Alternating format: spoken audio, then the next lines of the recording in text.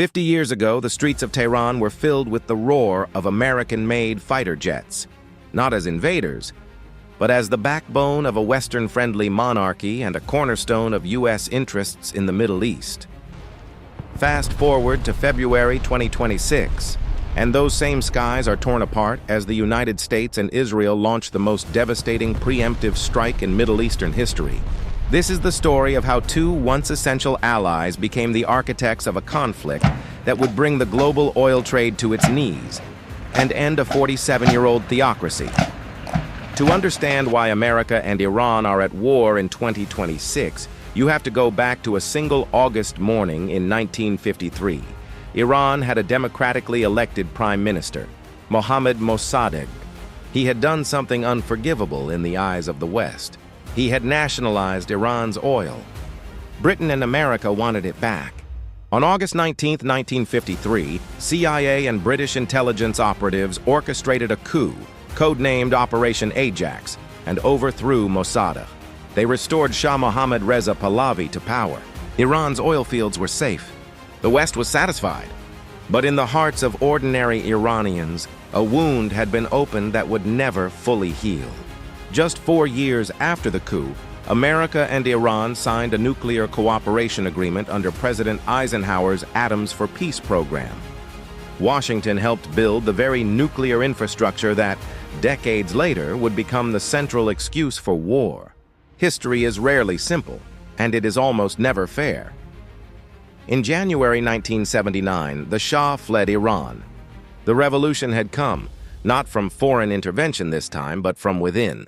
Ayatollah Ruhollah Khomeini returned from exile in Paris and transformed Iran overnight from a secular monarchy into an Islamic theocracy. Washington had lost its most important ally in the region, but the worst was yet to come. On November 4, 1979, Iranian students stormed the American embassy in Tehran and took 52 Americans hostage. For 444 days, the United States was humiliated on the world stage. President Carter's rescue mission failed catastrophically. Washington severed diplomatic ties with Tehran. The first major sanctions were imposed. In the corridors of the CIA and Pentagon, a new enemy had been born, and they would not forget. When Saddam Hussein invaded Iran in 1980, Washington saw an opportunity. Despite Saddam's use of chemical weapons, weapons that killed tens of thousands of Iranian civilians, the United States provided Iraq with military intelligence, technology, and financial support. It was cold geopolitical calculation. Iran's revolution had made it an enemy. An enemy's enemy was America's friend. Approximately 1 million Iranians died in that 8-year war. The scars ran deep, and they never disappeared.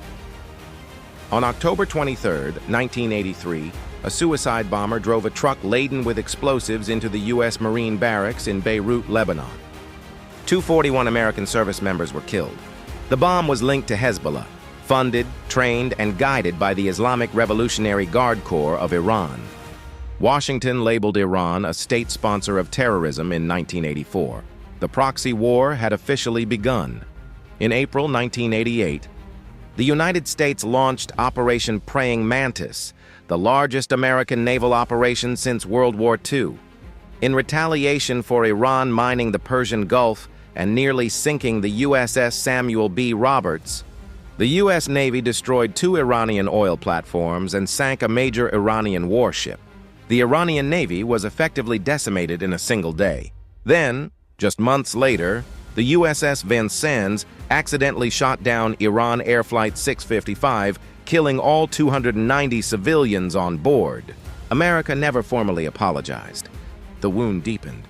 After September 11, 2001, Iran and America had cautiously cooperated on Afghanistan. Tehran despised the Taliban. Washington needed regional partners. But on January 29, 2002, President Bush delivered his State of the Union address and labeled Iran part of an axis of evil. Any hope of post-9/11 rapprochement was destroyed in a single sentence. Iran's hardliners were handed a propaganda gift that would last for decades. On July 14, 2015, after years of painstaking negotiations, the world witnessed what seemed impossible. The JCPOA, The Joint Comprehensive Plan of Action was signed. Iran agreed to limit its nuclear program in exchange for sanctions relief. For a brief, fragile moment, the 36-year standoff seemed to be thawing.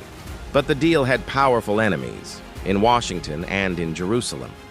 On May 8, 2018, President Trump withdrew the United States from the nuclear deal and launched what his administration called a maximum pressure campaign.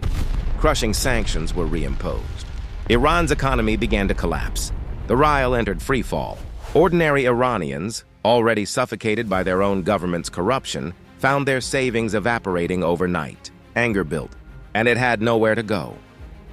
In the early hours of January 3, 2020, a U.S. drone strike killed General Qasem Soleimani, the architect of Iran's proxy network across the Middle East, at Baghdad's airport. Iran declared 3 days of national mourning. Millions poured into the streets. Supreme Leader Khamenei wept publicly. Tehran promised severe revenge. Days later, Iran launched ballistic missiles at U.S. bases in Iraq. The region held its breath. But a full war did not come, not yet. On June 13, 2025, Israel launched a unilateral strike against Iranian military targets. 8 days later, on June 21st, President Trump gave the order that would change history: Operation Midnight Hammer.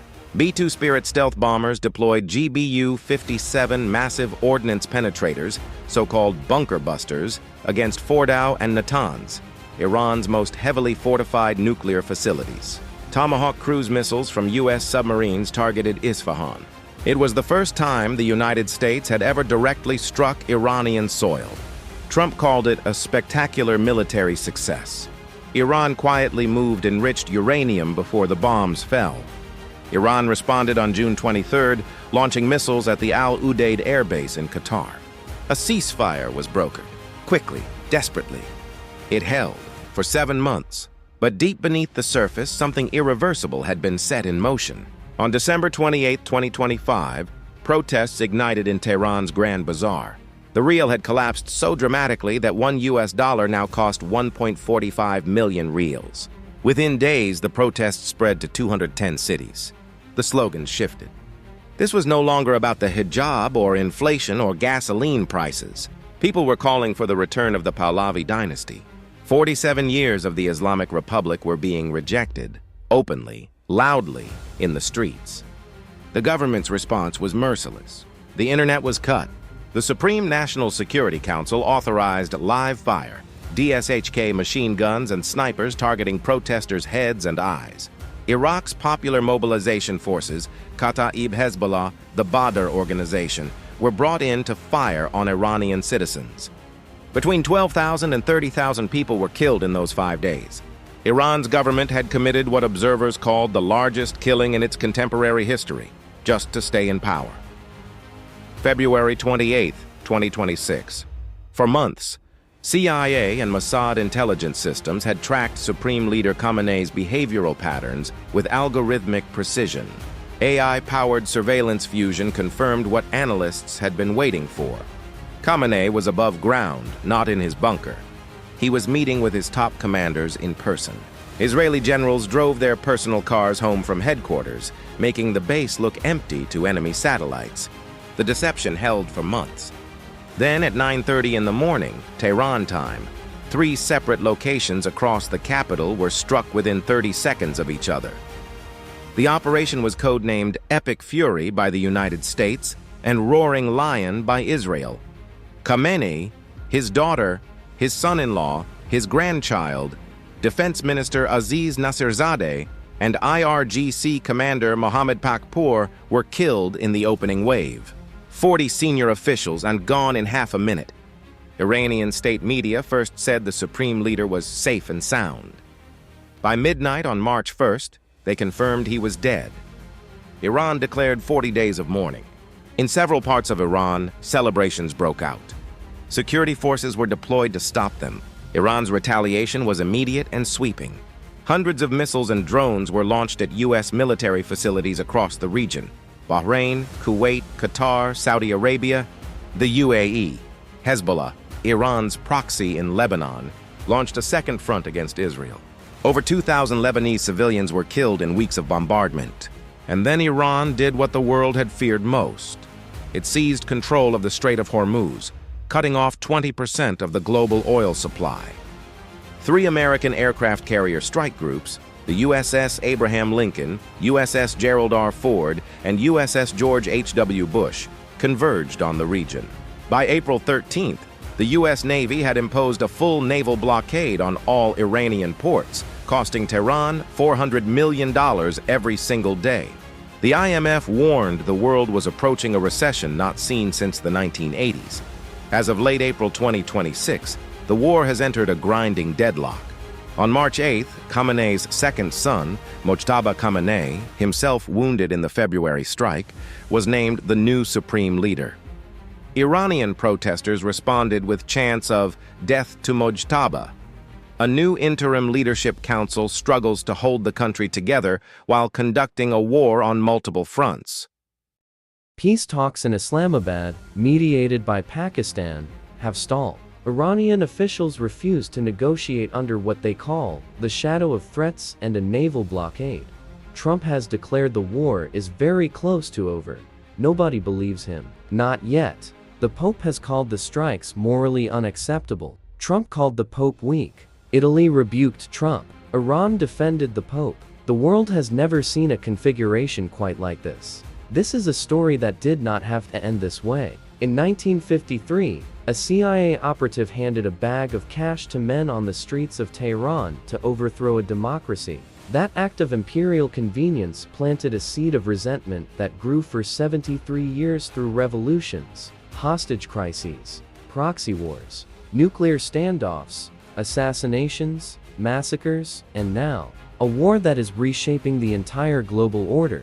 History does not repeat itself, but it rhymes. Every escalation in this conflict was the direct consequence of a choice made years, sometimes decades earlier. The question we must ask is not simply how we got here. The question is, what do we build from the wreckage? Because the Strait of Hormuz will one day reopen. The blockade will end.